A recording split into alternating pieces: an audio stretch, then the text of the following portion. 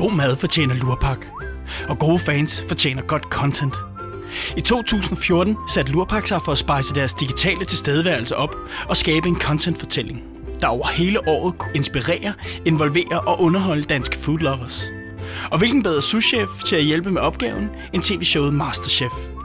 Samarbejdet var forankret i Lurpaks Facebook, hvor det kontinuerlige indhold blev krydret med opskrifter og særproducerede webisodes med MasterChefs kokke. Webisodes, der også lå som fast element på MasterChefs digitale platforme. I foråret gik jagten så ind på at finde Lurpaks egen MasterChef. 12 deltagere blev ved hjælp af Lurpaks fans fundet via bloggeraktivering og opskriftkonkurrence på Facebook.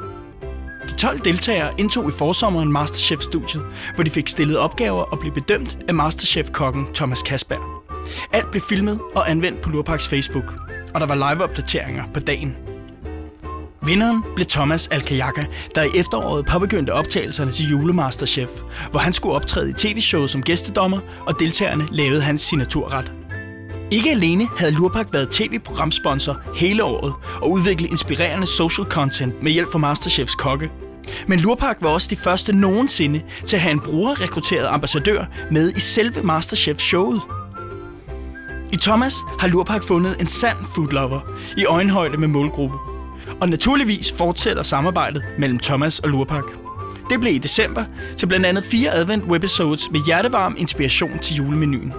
Involveringsresultaterne taler for sig selv, med en tv-dækning på 52%, 1,8 millioner unikt nåede Facebook-brugere, over 150.000 Facebook-views, over 4.000 delinger, 6.000 kommentarer og næsten 80.000 post-likes.